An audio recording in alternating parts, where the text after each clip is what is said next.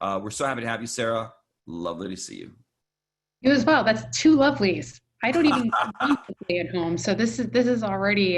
We'll end it with lovely. I'll tell you the most lovely thing is for me not to have to compete with Sarah anymore, which is like the greatest gift of them all. Truly, for everybody who's watching, and I know a lot of people come from my ecosystem, truly one of the people I most admire. You know, anybody that I know that is so good at their craft and so good at their relationships with their clients in the agency landscape that when I meet somebody serendipitously and they're already doing business with under Sarah's Watch 360i, it was like there was so many other things I could go address and go attack because I knew those clients were in good hands and extremely happy. And I have incredible admiration. And it's really fun that you're in e-com land now, Sarah, because I think your brains, your capabilities, your hard and soft skills are going to bring a lot of advancement. And I'm really honored to have you on.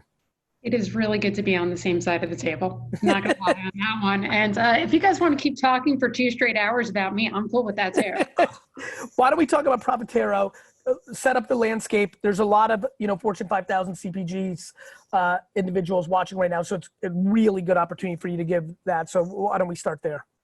Well, I think it's really nice coming after Mark, because I think what we do is pretty much all the stuff that Mark doesn't do. And actually Shopify would be a great partner, which I should really follow up on. But what we basically do is aim to be the source of truth for e-com decisioning for any retailer where you don't own the media. So if it's not your own .com, if it's not through a partner like Shopify, and you're trying to make decisions on, pricing, promotion, placement, which retailer to go on, how to win across thousands of retailers in dozens of countries, where you're one. Oh, Jamie's here. Yay. I don't have ADD. I just really like Jamie. So that's what we do. By the way, for everybody watching, we love Jamie as well. The issue is, I don't think anybody's seen Jamie besides you, Sarah. So you've completely freaked out everybody who's watching right now, which was an incredible moment. Top highlight. Andrea, let's make sure we chop that up as a fun moment. Keep going, Sarah. Why, thank you. It's like me saying, oh, squirrel. So we help brands figure out how to get the most out of their e-com decisioning, whether you're marketing, commercial, research, IT, what have you. And our clients are large Fortune 5000 brands. Zubin? So Sarah, I've had the pleasure of having spent some time with you recently. Love every conversation we have. I learned so much from you.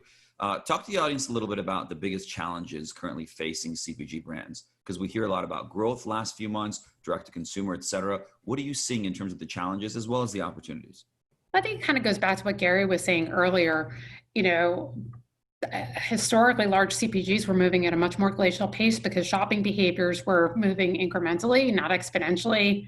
And when you look at the growth in e-commerce over the past 8 weeks, surpassing the past 10 years, the whiplash is harder for larger companies to absorb. And people who were working in e-commerce were more on the fringe, and now all of a sudden they're in center stage.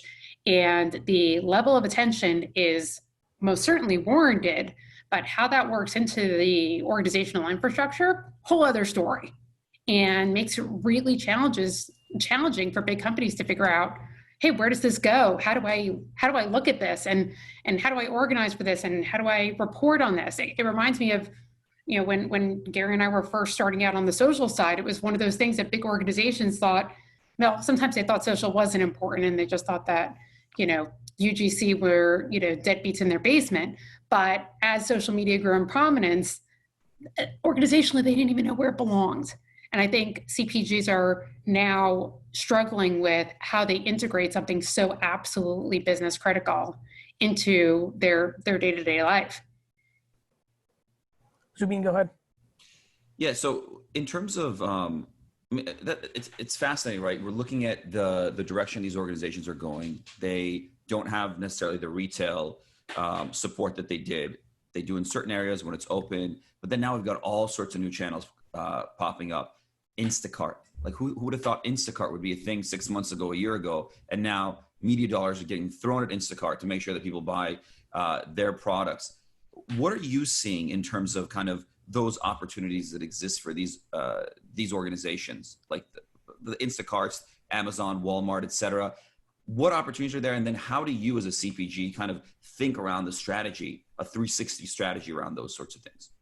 It's a great question. And, what worked in March and April does not work now. And that's kind of crazy. So Instacart was the go-to place in March and April. Why? They had the people at the ready. They had the infrastructure that they had been basically testing and learning for a number of years.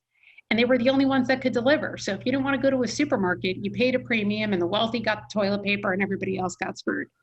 But everybody's caught up. At this point, most retailers are offering at minimum click and collect, and they've figured out how to manage the supply chain, train their teams, and accelerate. Because hey, if a retailer isn't good at logistics, who is going to be, right? So I think the question becomes: do the Instacarts and those intermediators, do they actually end up surviving, or do they just lay the groundwork and then ultimately end up being subsumed by the retailers who figure out the tricks? The middleman is always a tough place to be in. I'm a big believer in Instacart. I think they have a fantastic user experience, and I think they found a really great place for them. But they're going to always have to be a few steps ahead in a real way, to the point where they will really need to get to such significant scale. Otherwise, they become commoditized. For sure. And what's fascinating, though, is that they've diversified beyond grocery. So you start looking at them, and they're doing deals with staples.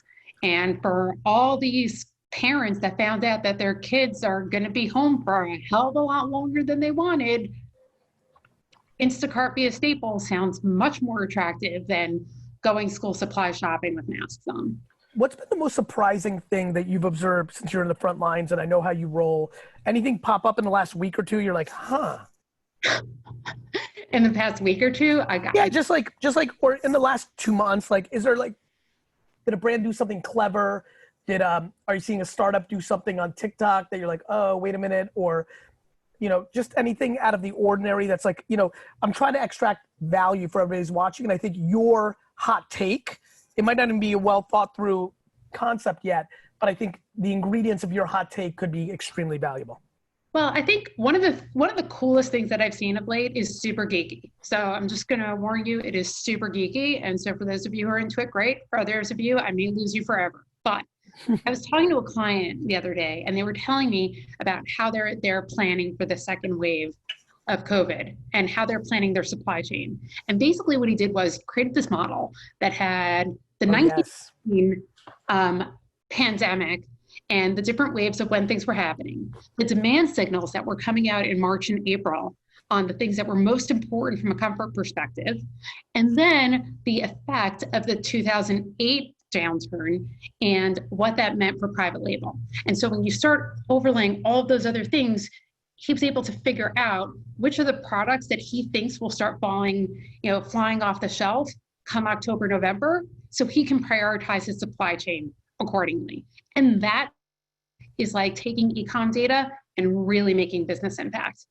And that's one of those things where this data is so rich and so actionable and still kind of sitting in the corner.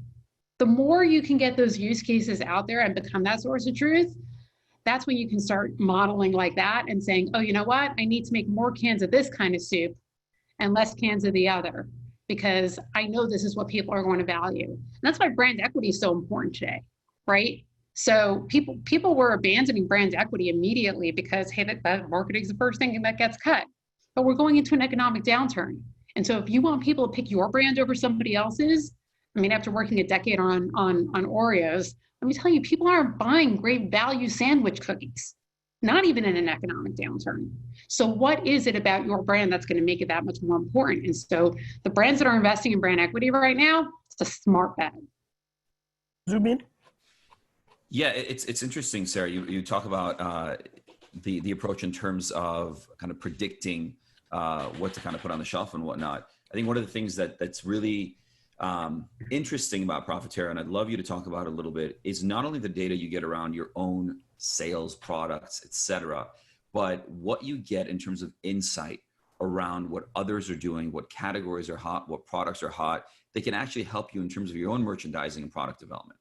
I think that predictability is really critical. And I'd love you just to talk about that in terms of merchandising, R&D, and how Profitero helps organizations with that.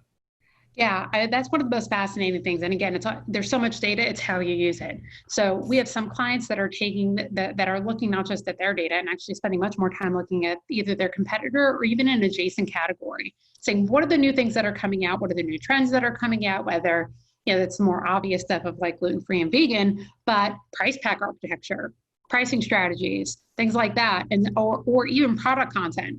Well, you guys were talking a little earlier about the importance of video in driving commerce decisions. Damn right.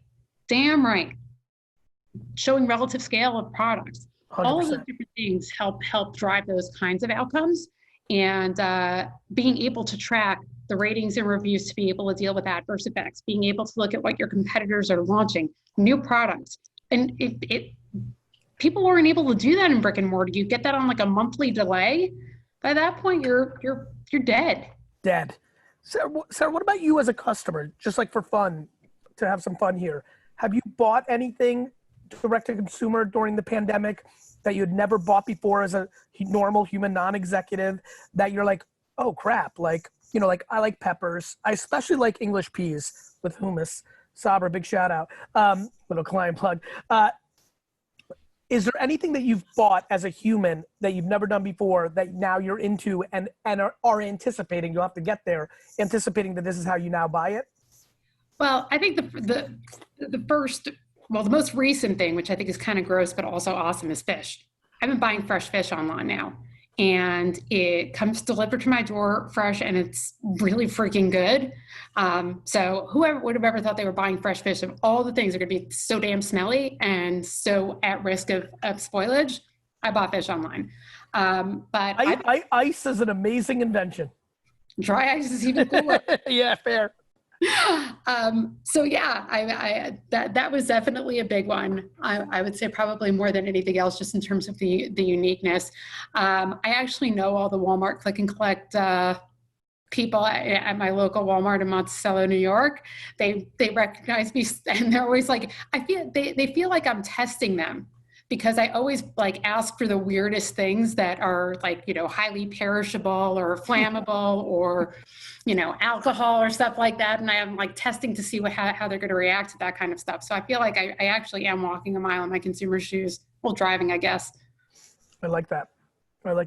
Zubin, any last final question here for our incredible guest? Sarah, I think that if there's anything that you can talk to, I mean, you guys put a ton of content out there, and I'd highly recommend people go download your playbook. So you've got an amazing playbook for beauty and personal care brands online. Actually, can we, what's the right Google search? Because there's a lot of people watching that want to act. Is there a link? Is there a Google search? What can we add to that? Sarah, off the top of your head, or Zubin, can you just check? Yeah, just go to insights, plural, insights.profitero, profitero.com. Beautiful. Keep going. No, there's a ton of insight there. We talk about multi-threaded strategies, single-threaded strategies, et cetera, around beauty. What are some of those beauty? Because beauty's been really interesting around COVID in terms of some brands are just doing really well, crushing it. Some are just not doing that well. What are the trends that you're seeing? What are the kind of attributes of the ones that are doing really well? It's all about use case. Everything ties back to use case. So what are you seeing? You're seeing bronzer, you're seeing moisturizer, not seeing a hell of a lot of lipstick flying. So, what you're deciding to merchandise, how you decide to change your retail strategies, those are the things that become really important. I think if you're going to go to that insights.profitero.com, I would recommend downloading the Cheating Consumer. I think that's one of the coolest pieces of work that the company has done, because it's about brand switching behavior. If you couldn't find the product you were looking for back in March and April, and you have tried a different brand, you've cheated a little bit, are you going to go back to the one you had before? If you used to buy online, if you used to buy in the store, now you're buying online, and you're going to go back, which retailer did right by you, and are you going to go back to it or not? And I think those are the kinds of things where brands really need to take a hard look at themselves and say, what worked for me in the past is not going to work now. And these are those demand signals that you're seeing day in and day out in order to do that. Beauty is a perfect example of that. Sarah, thank you so much. Always love seeing you. Continued success. We'll talk soon, I'm sure. You as well, Gary and Zubin. Thank you so much.